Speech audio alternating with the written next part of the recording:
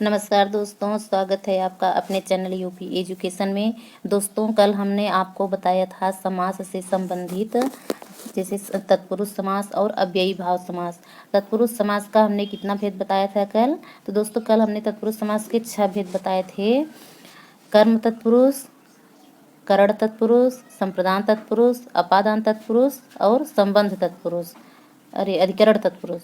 तो दोस्तों, आज कल कर्म तत्पुरुष का हो गया था, आज है करण तत्पुरुष। कौन सा? करण तत्पुरुष है दोस्तों।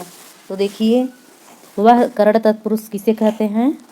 वह समास जिसमें कारक चिन्ह से के द्वारा का लोप हुआ हो, करण तत्पुरुष कहलाता है। वह समास जिसमें कारक चिन्ह से के द्वारा का लोप हुआ हो, उसे करण तत्पुरुष कहते हैं। जैसे मदमाता, रस भरा, प्रेमासक्ति, तुलसी कृत। जैसे मद से माता, रस से भरा, प्रेम के आसक्ति, तुलसी द्वारा कृत, मतलब जिसके द्वारा कोई कार्य किया गया हो, उसमें से या के द्वारा का यूज होता है और वह करण तत्पुरुष कहलाता है। देखिए, एक तरफ है समास, दूसरी तरफ समास विग्रह। रस भरा, रस से भरा, रोग पीड़ित, रोग से पीड़ित, दुखार्त, यह क्या है? दुख से आर्त, मदांध, मद से अंध, शोकार्त, शोक से आर्त, कामचोर, काम से चोर, मोह चोर, मोह से चोर, शोकाकुल, शोक से आकुल, क्या है? शोक से आकुल, तुलसी कृत, तुलसी के द्वारा कृत अर्थात तुलसी रचित, ईश्वर दत्त, क्या है? ईश्वर दत्त अर्थात ईश्वर के द्वारा दिया गया, पद ललित, पद से ललित। ये किसके उदाहरण थे? तो दोस्तों, ये उदाहरण थे करण तत्पुरुष के। और अब आगे है संप्रदान तत्पुरुष। संप्रदान तत्पुरुष का चिन्ह क्या होता है, बताइए? कर्ता ने कर्म को करण से संप्रदान के लिए, संप्रदान का कारक चिन्ह क्या है? के लिए है। तो देखिए, संप्रदान तत्पुरुष किसे कहते हैं? वह समास जिनमें कारक चिन्ह के लिए का लोप हुआ हो, संप्रदान तत्पुरुष कहलाता है। जैसे रसोई घर, जैसे रसोई घर, मार्ग व्यय, स्नान घर, ये क्या है? तत्पुरुष समास के उदाहरण हैं। कौन से तत्पुरुष? तो ये हैं दोस्तों करण तत्पुरुष, संप्रदान तत्पुरुष। दोस्तों देखिए, रसोई घर, रसोई के लिए घर, मार्ग व्यय, मार्ग के लिए व्यय, स्नान घर, स्नान के लिए घर, सेवार्पण, शिव के लिए अर्पण, माल गोदाम, इसका विच्छेद क्या होगा? माल के लिए गोदाम। आगे देखिए, देशभक्ति का क्या होता है? देश के लिए भक्ति, राह खर्च, राह के लिए खर्च, गौशाला, गो के लिए शाला, विधान सभा, विधान के लिए सभा, प्रौढ़ शिक्षा, प्रौढ़ के लिए शिक्षा। अपादान तत्पुरुष देखिए किसे कहते हैं? वह समास जिसमें कारक चिन्ह से दो प्रकार का होता है। एक से जो होता है दोस्तों, वह संबंध दर्शाता है, क्या? संबंध। और दूसरा से का मतलब होता है अलग करना, क्या? अलगाव होता है दोस्तों। जैसे पेड़ से पत्ता गिरा, ये अपादान तत्पुरुष है। और से वह राम कलम से लिखता है, ये करण तत्पुरुष का उदाहरण है। तो क्या कह रहा है? वह समास जिसमें कारक चिन्ह से अलग का लोप हुआ हो, अपादान तत्पुरुष कहलाता है। जैसे बलहीन, पद भ्रष्ट, माया रिक्त या पाप मुक्त आदि। देखिए, एक तरफ है समास और दूसरी तरफ है समास विग्रह। बलहीन, बल से हीन, पद भ्रष्ट, पद से भ्रष्ट, माया रिक्त, माया से रिक्त, पाप मुक्त, पाप से मुक्त, नेत्रहीन, नेत्र से हीन, ईश्वर विमुख, ईश्वर से विमुख। ये किसके उदाहरण है दोस्तों? तो ये हैं अपादान तत्पुरुष के उदाहरण। लोकोत्तर क्या है? लोकोत्तर, लोक से उत्तर अर्थात लोक के से ऊपरे। जन्मांध, जन्म से अंधा। पदच्युत, पद से च्युत। व्ययमुक्त, व्यय से मुक्त। अब देखिए संबंध तत्पुरुष का उदाहरण। वह समास जिसमें कारक चिन्ह का, की, के का लोप हुआ हो वह संबंध तत्पुरुष कहलाता है। जैसे देवालय, श्रमदान, राजभवन, मनः स्थिति। इसका उदाहरण देखिए। अन्नदान, अन्न का दान। देवालय, देव के लिए आलय। श्रमदान, श्रम का दान। राजभवन, राजा का भवन।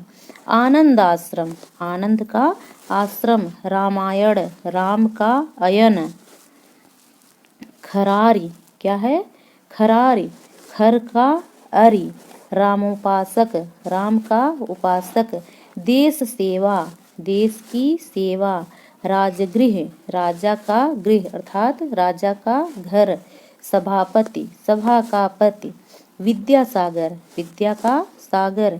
गुरु सेवा, गुरु की सेवा। देखिए पुस्तकालय, पुस्तक का आलय। ये सब किसके उदाहरण हैं? तो दोस्तों ये सब अपादान तत्पुरुष के उदाहरण हैं। हिमालय, हिम का आलय। राष्ट्रपति, राष्ट्र का पति। ग्रामोद्धार, ग्राम का उद्धार। सेना नायक, सेना का नायक। अधिकरण तत्पुरुष, देखिए अधिकरण तत्पुरुष क्या होता है? अधिकरण तत्पुरुष वह समास जिसमें कारक चिन्ह में पर का लोप हो अधिकरण तत्पुरुष कहलाता है। जैसे पुरुष सिंह, आत्मनिर्भर, शरणागत आदि। समास और समास विग्रह। पुरुष सिंह, पुरुषों में सिंह। आत्मनिर्भर, आत्म पर निर्भर अर्थात खुद पर निर्भर। शरणागति, शरणागत, शरण में आगत। पुरुषोत्तम, पुरुषों में उत्तम। ग्रामवास, ग्राम में वास। शास्त्र प्रवीण, शास्त्रों में प्रवीण। क्षत्रियाधम, क्षत्रियों में अधम। मुनि श्रेष्ठ, मुनियों में श्रेष्ठ। नरोत्तम क्या है? नरोत्तम, नरों में उत्तम जो है वह होता है नरोत्तम। ध्यानमग्न, ध्यानमग्न, ध्यान में मग्न। दानवीर, दान में वीर। गृह प्रवेश, गृह में प्रवेश। अब देखिए दोस्तों आ गया कर्मधारय समास। कौन सा समास? कर्मधारय समास। क्या होता है कर्मधारय समास? देखिए जिस समास के पूर्व पद अर्थात प्रथम पद विशेषण तथा बाद वाला पद विशेष्य हो, उत्तर पद प्रधान हो और लिंग वचन में समान हो वहाँ कर्मधारय समास होता है। क्या है? जिस समास में पूर्व पद विशेषण तथा बाद वाला पद विशेष्य हो, उत्तर पद प्रधान हो और लिंग वचन में समान हो वहाँ कर्मधारय समास होता है। देखिए नवयुवक क्या है? नवयुवक, नवयुवक। सद्भावना, सद्भावना। छुट भैये, छोटे भैये। कापुरुष, कुत्सित पुरुष। कदन्न, कुत्सित अन्न। क्या है? कुत्सित अन्न। नीलोत्पल, नील में उत्पल। महापुरुष, महान पुरुष। पीतांबर, पीत अंबर। सन्मार्ग, सत्मार्ग। परमेश्वर, परम ईश्वर। सज्जन, सज्जन। महाकाव्य, महान काव्य। महावीर क्या है? महावीर, महान वीर। महात्मा, महान आत्मा। प्रिय सखा, प्रिय सखा। क्या है? प्रिय सखा। जिस द्विगु समास किसे कहते हैं? जिस समास का पूर्व पद संख्यावाचक विशेषण हो उसे द्विगु समास कहते हैं।